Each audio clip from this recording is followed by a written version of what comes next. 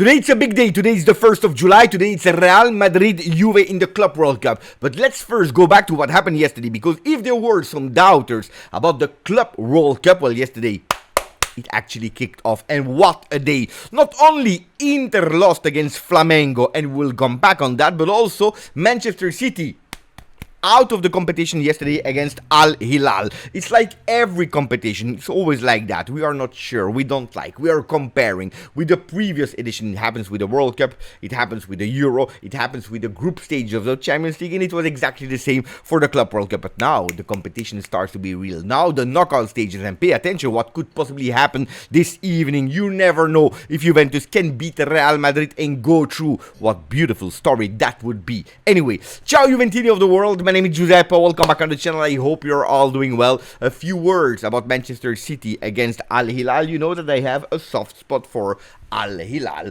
since January, when I went in Saudi Arabia to watch the Super Cup between the Italian teams Atalanta, Juve, Milan and Inter. You know that they convinced me that it was not that bad of a team, not that bad of a league, so I tried to look at them a bit more with a concentrated eye. So I was not surprised they played really well against Real Madrid. And yesterday, was I surprised? Yes, in a way, yes, after the loss of Juve against Manchester City. But I think that the game was totally deserved. It was difficult to follow live because it was 3 a.m. in the morning. So when I woke up, I watched the highlights and I said, Mamma mia, well done for Al Hilal. But let's go back to our cousins, the ones that are playing in Milan, or the second team of Milan. We are speaking about Inter, that yesterday lost 2-0 against Fluminense. Yesterday, attenzione, because Tuttosport is going with a fantastic, beautiful title. From 5-0, referring to that 5-0 they lost the Champions League final against Paris Saint-Germain, but also referring to the 5 titles that they lost, not 4 but 5, the Supercoppa, the Scudetto,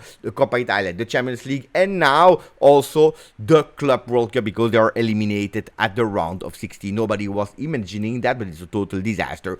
Fulminati, electrocuted, that is the title on Corriere dello Sport on Inter, referring also to the possibility of the game being stopped because of thunder. There were no thunder, at least not in the sky, but on the field, because Inter is at home, and it's a total disaster. They are at risk of collapsing after Simone Inzaghi went to Al Hilal to actually revenge that final that he lost. Well, yesterday I have to say that it's a total possible collapse after the words of Lautaro Martinez yesterday after the game when they lost, where he said, like, if there are players that don't want to be here, it's better for them to leave Inter. Confirmed also with Marotta after it, because they were referring to Çalhanoğlu. Are there more players that want to leave the ship before it's sinking? It could be, but anyway, we don't care.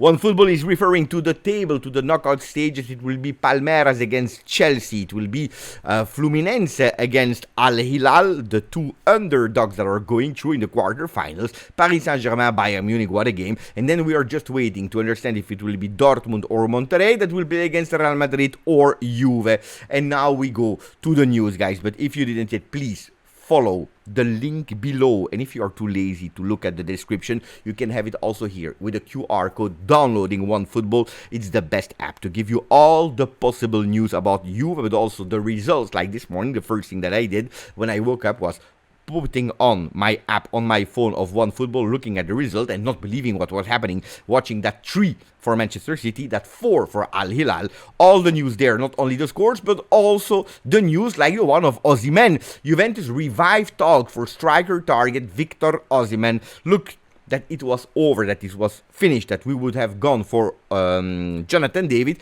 Instead, looks like Juventus, they continue to push with Comolli for the Nigerian player. We'll speak about him towards the end of the video, so if you didn't, please continue to download the app. If you didn't yet, please put a maximum of like. Don't forget to subscribe, because we start with John ELKANN. John ELKANN's second payment of 15 million euro after the first one that he did. When was it? We know it right before or right after, depends in terms of chronology.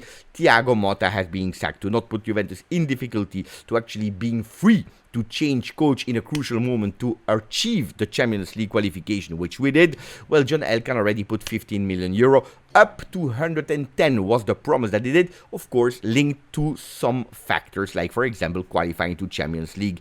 If you didn't qualify, probably that amount would have reached that 110 million, more or less. We qualified, so it will not go up to 110, a bit less. But understanding now that Juventus they were not able to sell some players before the 30th of June, where the financial books are ending. Well, he didn't want to put Juventus in difficulty. What he did was actually already putting 15 million more, so already reaching 30 million, so that Juventus is much more free to think about Mercato, players trading, and not that much about the books, which we are always obliged to do because we know it. We are still in that sustainability phase, but being a bit more free. Another thing that he did, our friend John ELKANN, was promising to the team €1 million if we go through this evening against Real Madrid. Divided by players is 30k per players. And I want to come back to the words of Igor Tudor in press conference on that, because he had something to say about the extra bonus to the player, which I agree 100% with the words of Igor Tudor, but it's a beautiful incentive. Can we say it? Yes, we can. So today we will try to beat Real Madrid. On paper, let's be honest, there is no chance. Real Madrid is stronger from individual players as a team. We know it, and it's really sad because I'm a Juventino, and it's really hard for me to say that on paper we have not a lot of chances to beat Real Madrid. Then you saw yesterday Fluminense went through against Inter. Yes, I want to repeat it, Internazionale. And then also Al Hilal beating the one that beat us 5-2. Manchester City, that probably didn't prepare the game as much as they did against us, the Bianconeri. So everything can happen in football, and that's a bit the hope. We must believe, we have to believe the words of Igor Tudor yesterday in press conference. He wants a Real Juve or a real Juve, Let's see what that real Juve could do. A starting Juve, the one that we saw in their two first games, with slightly changes. His words yesterday in press conference were saying, yes, it's true, we expect a really difficult match, but we are prepared. We want to advance. Is it the match of the tournament for us, Juventini? Absolutely yes, obviously. The defeat against City, yes, it was hard, but defeat is part of the game, but also in general part of life. We have to accept it and move on. Not only when we lose, but also when we win. Accept it and move on quickly, thinking about the next one. The difficulty of the challenge is evident. We have to believe in it and to try. How can we beat possibly Real Madrid? Running a lot, sacrifices ourselves, not making any mistake, concede as little as possible. I believe in it, and that's what I try to also instill in the minds of our players, because against City, probably, surely, we respected them too much. We thought too much about that. What about the €30,000 incentive from John ELKANN? Beautiful, nice, but actually we don't care about that. The players are absolutely not thinking about the financial side, but they are thinking about the motivations, which I told you, I 100% agree with it. What is €30,000 for a player that is earning a lot of money? Absolutely nothing. And when you're wearing the shirt of Juve, which I'm not this morning, but I will do in the watch along this evening, well, what does it mean? It means that Juventus, they need to think about honoring that shirt. That is much more than financially. Now, what did they say also about Real Madrid? That they are a really strong team, that they are playing differently, that they are at the same level of City, probably even stronger than City.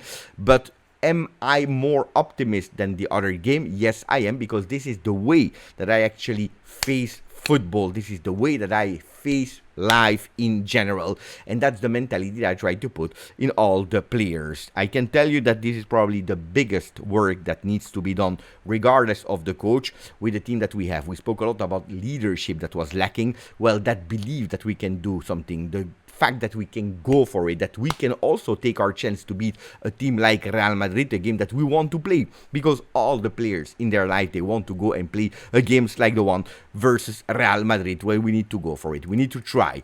Anyway, how will we line up? We have two different lineups with a slight change. Gazzetta dello Sport, Giovanni Albanese are reporting that Di Gregorio will be in the goal. Kalulu, Rugani, and Kelly. First game for Rugani. Why? Because Savona injured for 2 months. Because Gatti yesterday, on top of not being 100%, had the fever, wasn't able to train. So he will not start today. Let's see if he will be on the bench, yes or no.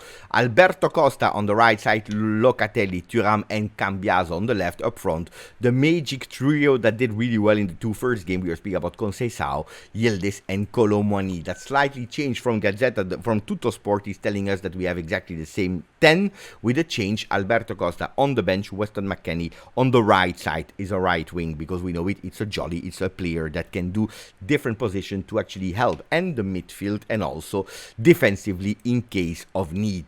Where will be the duels in the game against the Blancos? Well, we know it. A Thuram that needs to limit, that needs to block a Bellingham that is in top form. Also Cambiaso that will need to block an Alexander Arnold, sorry guys.